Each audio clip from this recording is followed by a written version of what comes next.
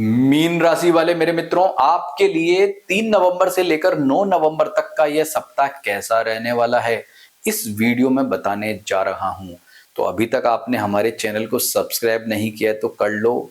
इस वीडियो को लाइक और हाइप जरूर करना, क्योंकि इस वीडियो में मैं आपको ऐसी जानकारी बताने जा रहा हूं जो आपको अच्छी भी लगेगी, आपके लिए बहुत नॉलेजेबल वाली भी रहेगी और सहायक भी रहेगी कि क्या मुझे डिसीजन कैसे लेना चाहिए, ताकि जीवन में कोई हताशा निराशा ना हो। तो जैसे जैसे मैं आपको बता रहा हूं उसे आप फॉलो करें, आपको बहुत लाभ होने वाला है। अच्छे दिन बुरे दिन इससे आप पता कर पाएंगे। तो शुरुआत करते हैं। सबसे पहले जानते हैं कि इस सप्ताह में आपको कौन से दिनों में सावधान रहना है। तो देखो, आपके लिए 8 नवंबर को यानी शनिवार को 11:14 से और 9 नवंबर का पूरा दिन नेगेटिव है, क्योंकि शनिवार आधा दिन, रविवार पूरा दिन, ये 1.5 दिन आपके लिए अच्छा नहीं कहा जा सकता। तो आइए जानते हैं कैसे। देखो, इन दिनों में आपको चंद्रमा नेगेटिव रहेगा, इसलिए दिक्कत रहेगी। अब ये आप पूछेंगे भाई ये टाइम क्यों दिया है आपने, तो टाइम यहाँ पर इसलिए दिया है ताकि ये भारतीय स्टैंडर्ड आईएसटी का टाइम है, ये इंडियन स्टैंडर्ड टाइम। ये इसलिए दिया है क्योंकि कई बार हम केवल डेट लिखते हैं तो बाहर के लोग जो भारत के बाहर से ये वीडियो देखते हैं वो रिकॉग्नाइज नहीं कर पाते कि कौन सा डे हमारे लिए नेगेटिव या पॉजिटिव है। तो उनको निश्चित पता लग सके इसके लिए टाइम दिया है। अब इसे आप कन्वर्ट कर लो, तो कनाडा में हो या अमेरिका में हो या आप ऑस्ट्रेलिया में हो, कहीं भी हो, इसको कन्वर्ट करके आपका पॉजिटिव नेगेटिव टाइम आप पता कर सकते हो। स्वास्थ्य से शुरुआत करते हैं। हेल्थ के मामले में यह पॉजिटिविटी दिखाई देती है क्योंकि आपके राशि का स्वामी जो गुरु है वो उच्च राशि का होकर के पंचम भाव में ट्रांजिट करके बहुत ही अच्छे उत्तम फल दे रहा है, कॉन्फिडेंस को बढ़ा रहा है, आपके लिए बहुत ही श्रेष्ठ कहा जा सकता। बस इन दिनों में आप हेल्थ का ध्यान रखना।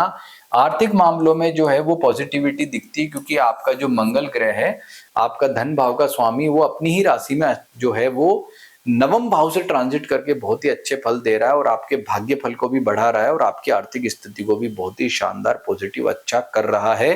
पारिवारिक सुख के मामले में भी यहाँ पर सामान्य फल मिल रहे हैं। हालांकि बुध मंगल की युति, बुध जो है वो शत्रु ग्रह के साथ शत्रु राशि में बैठा, थोड़ा वीक है, लेकिन फिर भी कहूंगा आपका जो है वो पारिवारिक सुख, क्योंकि बुध 9th हाउस है, 9th हाउस में बुध अच्छे फल देता है, तो पारिवारिक सुख के मामले में पॉजिटिविटी है। कोई दिक्कत, विशेष दिक्कत समस्या नहीं है। माता पिता सभी का सुख मिलेगा। अच्छा, कोई दिक्कत परेशानी पिछले दिनों रही है तो वो समाप्त हो जाएगी। अब विद्यार्थियों के लिए जाने तो विद्यार्थियों के लिए समय थोड़ा उठा पटक वाला है। सोमवार, मंगल, बुध, गुरु, शुक्र तो ठीक है, शनि रवि आपके लिए इतना बेटर नहीं रहेगा। शनिवार रविवार को अगर कोई एग्जाम हो रहा है तो उसमें आपको ज्यादा कॉन्सेंट्रेट रहना है, ज्यादा आपको प्रिपरेशन करनी है, आपको सावधान सतर्क रहना होगा। आगे जानते हैं व्यापारियों के लिए समय कैसा। भाई, व्यापारियों के लिए समय सामान्य फल वाला बना हुआ है, आपको अच्छे रिजल्ट आपको मिलेंगे। फाइनेंस को लेकर के आप बड़े डिसीजंस ले सकते हैं। इसके अलावा निवेश करना चाहते हैं, करिए। व्यापार को आगे बढ़ाने के लिए जितने प्रयास इस सप्ताह करेंगे सभी आपको उत्तम फल देंगे। सबसे बड़ी बात, भाग्य का फल अच्छा है तो सब कुछ बेटर ही बेटर, अच्छा ही अच्छा आपके साथ होने वाला है। नौकरी पैसा वालों के लिए भी यह सप्ताह बहुत ही श्रेष्ठ अच्छा कह सकते हैं, क्योंकि अगले सप्ताह से तो जो है वो गुरु रेट्रोग्रेड होगा तो इतने बेटर फल नहीं दे पाएगा। ये सप्ताह आपके लिए बहुत ही शानदार, पॉजिटिव और अच्छा कहा जा सकता है। आगे जानते हैं आपके लिए कि आपका जो वैवाहिक सुख है वो कैसा है। तो उसमें भी अनुकूलता दिखाई देती है और उसमें भी पॉजिटिविटी दिखाई देती है, उसमें भी आपको अच्छे फलों की प्राप्ति होगी। अगर उपाय की मैं बात करूं तो ओम राम राहवे नमः, राहु का जब 12वें में, राहु मानसिक चिंता देता है, दिक्कत देता है, और ओम शम शनैश्चराय नमः, ये उपाय आप कर लो बस। बाकी कोई दिक्कत परेशानी नहीं है। हनुमान जी की पूजा उपासना करो, समय श्रेष्ठ है। लेकिन ये सामान्य फल मैंने आपको बताए हैं। अब बात करते हैं कि आपके लिए जो है नक्षत्र के आधार पर फल कैसे रहेंगे। तो आपका पूर्वा भाद्रपद, उत्तरा भाद्रपद, रेवती, इन 3 नक्षत्रों में से एक में जन्म हुआ। यदि पूर्वा भाद्रपद में से आपका जन्म हुआ है तो समय आपका इतना अच्छा नहीं है। क्यों नहीं है? क्योंकि पूर्वा भाद्रपद में से शनि राहु दोनों ट्रांजिट करके दिक्कत दे रहे हैं, दोनों नेगेटिव ग्रह। तो ओम शम शनैश्चराय नमः और ओम राम रावे नमः मंत्र का जप जरूर करना। पुनर्वसु नक्षत्र अगर देखें तो पुनर्वसु नक्षत्र में से गुरु का ट्रांजिट बहुत अच्छा है।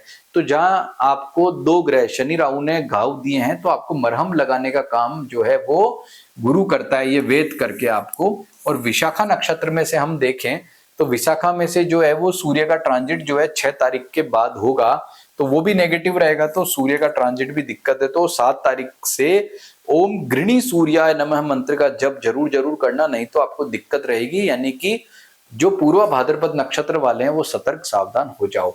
फिर आता है बात उत्तरा भाद्रपद की। तो उत्तरा भाद्रपद पुष्य अनुराधा में हमने क्या देखा, उत्तरा भाद्रपद में तो कोई ग्रह ट्रांजिट नहीं कर रहा, पुष्य में भी नहीं कर रहा, लेकिन अनुराधा में दो दो ग्रह ट्रांजिट कर रहे हैं, मंगल और बुध। मंगल आपका एक पाप ग्रह है, तो मंगल ट्रांजिट करके अनुराधा में और उत्तरा भाद्रपद वालों को दिक्कत या परेशानी देता है, लेकिन चूंकि कारक ग्रह है भाग्य से तो इतना इश्यू तो नहीं देगा, लेकिन फिर भी समस्या तो रहेगी ना। और बुध एक शुभ ग्रह है यहाँ पर, लेकिन पाप ग्रह के साथ आके वो भी पाप हो गया है। तो बुध और मंगल इन दो ग्रहों के जप ओम बुद्धाय नमः, ओम अमंगारकाय नमः का जप करना तो उत्तरा भाद्रपद वालों के लिए समय इस मामले में बेस्ट कह सकते हैं। फिर रेवती मतलब उपाय करना पड़ेगा, कहने का मतलब उत्तरा भाद्रपद वालों का उठा पटक है, पूर्वा भाद्रपद वालों का तो नेगेटिव, उत्तरा भाद्रपद वालों का जो उठा पटक। और रेवती अश्लेषा ज्येष्ठा, रेवती नक्षत्र जिसका है जन्म नक्षत्र, अश्लेषा उनका कर्म और ज्येष्ठा उनका भाग्य नक्षत्र है, तो आपके लिए जो मामला है वो ठीक है, आपके लिए इतनी दिक्कत परेशानी नहीं है, यानी कि आपके लिए समय जो है वो अच्छा कह सकते हैं। ये आपको मैंने नक्षत्र के आधार पर फल बताया है। अब जानते हैं आपका लग्न के आधार पर इस चीज को कैसे समझना है। देखो मैंने हेडिंग क्या लिखी थी, मैंने हेडिंग लिखी थी कि भाग्य श्रेष्ठ है। तो किसके लिए ज्यादा श्रेष्ठ रहेगा, जिसका मंगल कारक ग्रह होगा। और मंगल कारक ग्रह किसका होता है, मेष सिंह धनु कर्क वृश्चिक मीन। अगर आपका इन 3 और 3 6 राशियों का लग्न है तो निश्चित तौर पर मंगल आपको ज्यादा अच्छे फल प्रदान करेगा और ज्यादा आपकी उन्नति देगा। आपके ये वाले अगर आपका लग्न है वृषभ कन्या मकर और ये मिथुन तुला कुंभ का, तो आपको सामान्य फल मिलेंगे। तो कारकत्व के आधार पर अपनी बात को समझो। कोई भी शुभ ग्रह होगा तो वो शुभ ग्रह अगर कारक ग्रह होगा तो ज्यादा अच्छे फल प्रदान करेगा, ये नियम होता है। अगला देखते हैं कि भिन्न अष्टक वर्ग क्या होता है। भिन्न अष्टक वर्ग में हम मंगल को ही चेक कर लेते हैं, भाई भाग्य को बढ़ा रहा है आपके। तो यदि मंगल यहाँ पर 9th हाउस में, मंगल वैसे सामान्य फल वाला होता है क्योंकि उसका फेवरेबल हाउस नहीं है, फिर भी मंगल यदि यहाँ पर 4 या 5 या 6 रेखाओं पर है तो बढ़िया फल देगा। तो हमने क्या देखा कि आप मंगल का भिन्नाष्टक वर्ग ओपन करो, आपकी मीन राशि है ना, तो मंगल का भिन्नाष्टक ओपन करो। नहीं है आपके पास भिन्नाष्टक वाली पत्री तो हमसे बनवा के मंगवा सकते हो। यहाँ पर एक उदाहरण मैं आपको देता हूँ, जैसे फॉर एग्जाम्पल यहाँ पर ये चंद्र का आपको भिन्नाष्टक वर्ग दिख रहा है। हम मान लेते हैं कि यह आपका चंद्र नहीं बल्कि मंगल का है, और ये उदाहरण है, ये आपका भिन्नाष्टक नहीं है, ये केवल एक उदाहरण में यहाँ बता रहा हूँ। तो हमने यहाँ मंगल का मान लिया, तो मंगल का मान लिया तो ये राशियां हैं मंगल की, ठीक है। मंगल अभी चल रहा है वृश्चिक राशि पर, किसमें, वृश्चिक में। तो मैंने क्या बताया था भाई, 4 या 5 6 रेखाओं पर होगा तो अच्छा है।